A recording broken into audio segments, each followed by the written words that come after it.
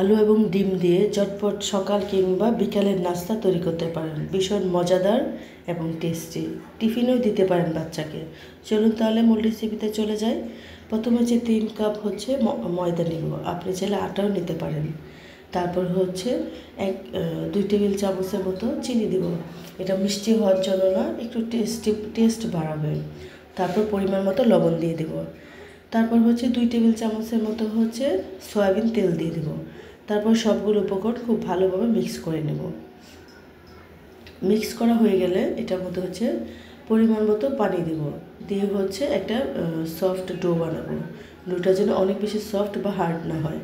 আপনাদের যদি এই ভিডিওটি ভালো লাগে তাহলে অবশ্যই লাইক দিয়ে শুরু করবেন। আর যদি সম্পূর্ণ ভিডিও যদি ভালো লাগে তাহলে অবশ্যই ইউটিউব থেকে দেখলে সাবস্ক্রাইব করবেন, আর ফেসবুক থেকে দেখলে অবশ্যই ফলো দিবেন, অনুরোধ রইল। তারপর ডোটা যখন হয়ে যাবে তখন এর মধ্যে অল্প একটু হাতে তেল নিয়ে আবার এটাকে করতে হবে, মিশাতে হবে তেল দিয়ে। দেখেন আমি যেরকমভাবে সফট করে একটা ডো বানিয়েছি, ডোটার এরকম হবে। তারপর আরও এটার মধ্যে একটু তেল দিয়ে মেখে কিছুক্ষণ রেস্টে রেখে দিতে হবে,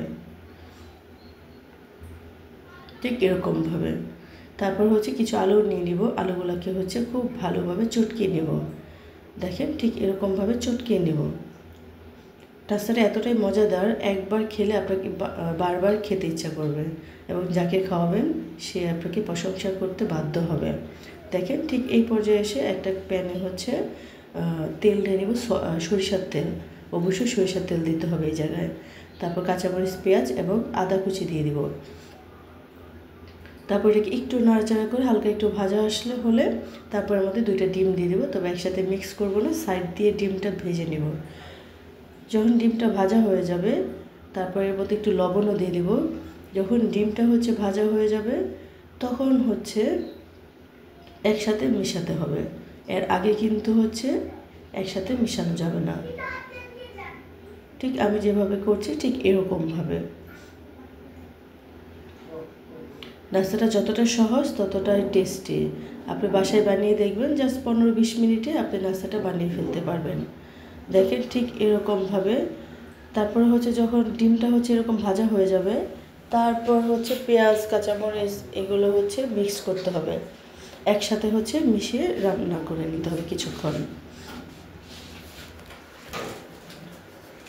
রান্না করা হয়ে গেলে তারপর এর মধ্যে চটকে রাখা আলুগুলো ছেড়ে দিতে হবে। দেখেন ঠিক এরকমভাবে আলুগুলো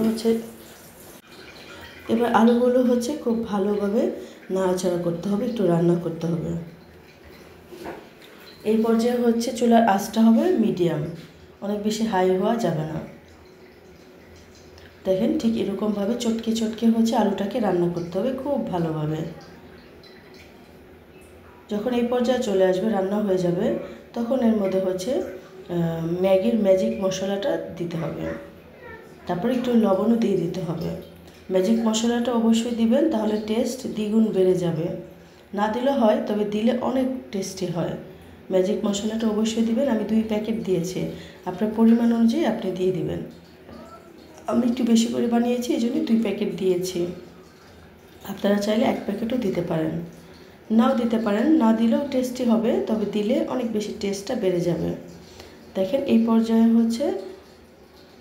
একটু রান্না করতে দিব। রান্না যখন হয়ে আসবে একটু খুব ঘন ঘন নাড়াচাড়া করে আলুটাকে আরও ভালোভাবে মিক্স করব এবং রান্না করে নিব।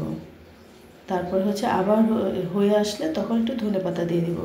ধনেপাতা দিয়ে আবার এটাকে রান্না করে নিব। দেখেন আর একটু টেস্ট করে দেব লবণ সব কিছু ঠিক আছে কিনা, খেয়ে টেস্ট করে নেব। এই পর্যায়ে হলে যখন ঝরঝরে হয়ে যাবে উঠিয়ে নেব। চলুন তাহলে আমরা যে ডোটা বানিয়ে রেখেছিলাম সেটাকে কিছু ছোট ছোট করে লিচি কেটে নিয়েছি। লিচিগুলো ছোট ছোট করে করবেন। ছোট্ট একটা রুটি বানিয়ে নিব। রুটিটা অবশ্যই পাতলা করে করতে হবে, রুটি যেরকম বানায় তার থেকেও একটু পাতলা করতে হবে।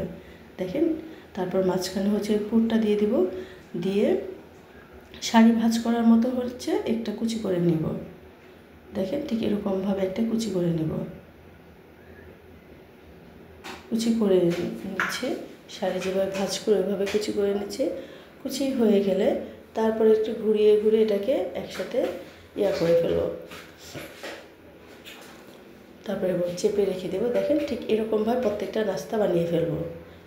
এটা কিন্তু পুরি না, পুরির মতো অনেক ডুবো তেলে ভাজতে হবে না, তাহলে পুরির মতো ফুলে উঠবে।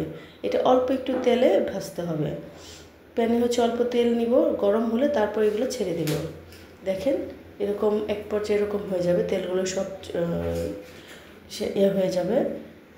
অবশ্যই খেয়াল রাখবেন ডুবো তেলে ভাজবেন না, অল্প তেলে ভাজবেন। দেখেন এরকম হলে আমরা উঠিয়ে নেব। মাশাআল্লাহ, কত মজাদার একটা টেস্টি নাস্তা হয়েছে, বাসায় বানিয়ে দেখবেন।